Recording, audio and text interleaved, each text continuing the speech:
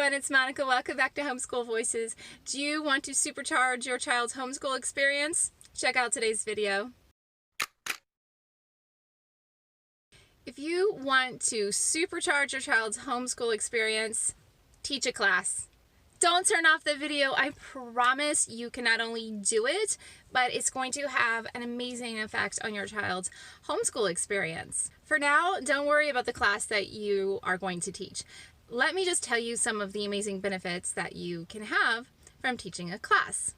For example, if you don't have that many friends, or your kids don't have that many friends, teaching a class is a great way to meet some new people. For example, doesn't matter what you teach. If you teach underwater basket weaving and you value that, and then there's 5, 6, 7, 8 other parents that value that, then you're drawing people around you that value similar things to you. If you're going to teach a class about making art out of leaves, and you attract a bunch of other parents who value that too, you are going to have parents who like similar things that you do. And it's almost more important as far as making friends for your kids that the parents like each other first. I have had such interesting experiences over the years. It doesn't matter if the kids get along, if they're the same age.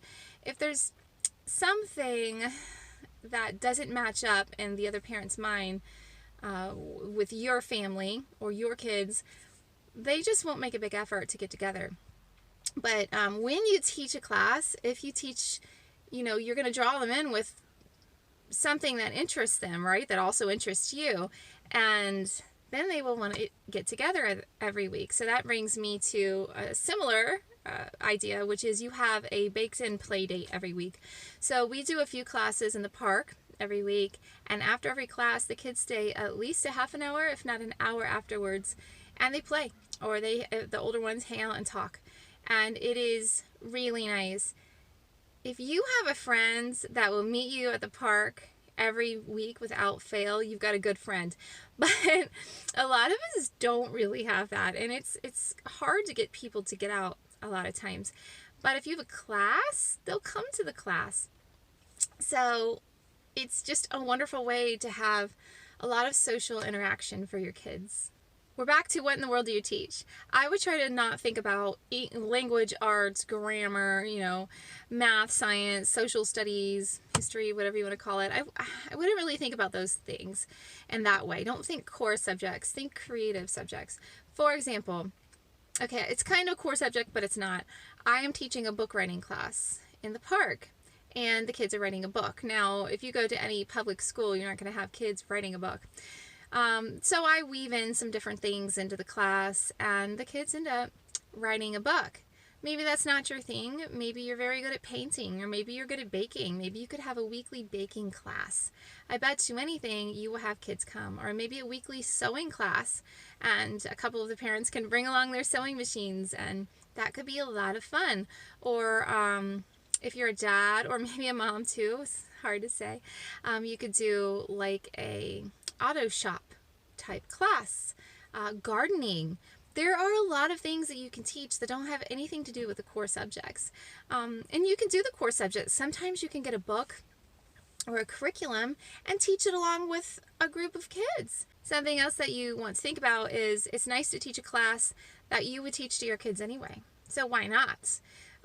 So with my book writing class, I was going to teach that anyway. And also, I do a better job when I teach other people's kids than when I just teach my own. It's not that I do a bad job with just my own, but I probably go a little bit above and beyond compared to what I would do if it was just my kids. And it's not just me that does a better job. I actually feel like my kids do a little bit better of a job in some circumstances when I teach a class as opposed to when I just do it around the kitchen table. For example, with the book writing class, I feel like my kids engage more with some of the slightly academic discussions and just pay better attention and have a better attitude when there are other people around. When I had the math club, for example, that was really great because my daughter would play games that really did benefit her that at home she wouldn't really be as interested in playing. But in that environment, it was more of a social activity. So she really did get extra practice that she needed with math. And she got this social interaction that she really enjoyed. Whereas if it was at home, she would just complain about having to do it and say, can I just do my worksheets, and would just want to be done. Your classes could be ongoing for the whole year. They could, my classes last 8 weeks. So the writing class is actually going more like 16 to 18 weeks. I had a math club that lasted for 8 weeks, and then I stopped because it was too much, and that's okay. Or you could do a 1 or 2 day workshop, which is cool. It's a good way to get your feet wet. It adds something to the community, right? But I really like the longer ones because, again, you're going to have that weekly baked-in play date. If you just do a 1 day workshop, you're going to see those kids one day. But if you do something every week, it is a really good way to build that into your kid's life, that regular social interaction, aside from the academic benefits of the class. Another consideration is whether or not to charge. For the classes that I teach, I've decided not to charge, or if I have to, just to charge for expenses. Say if I'm gonna have to make a lot of copies, I might charge $5 or $10 per child. But so far, I haven't charged anything. We are going to print out the books that the kids are making for their book writing class. So the parents will just individually pay for those books, whatever books that they want.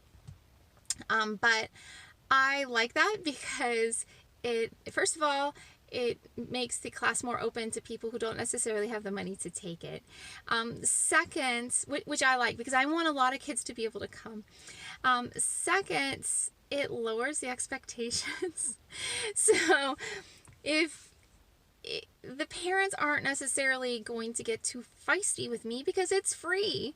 I mean, if they don't like it, they don't have to come, right? The only people there are the ones that really value and like it, because they could easily just leave if they don't like it because they're not paying anything. But if they were paying something, they might want to have a talk with me, tell me their concerns. Not that they wouldn't do that, but I'm saying if it's free, you're just not going to have so much stress as the teacher. It's lower stress. Obviously, if you charge something, you can make some money, and that would be nice. I do think that people are a little more committed if they paid something, so that's something to consider too.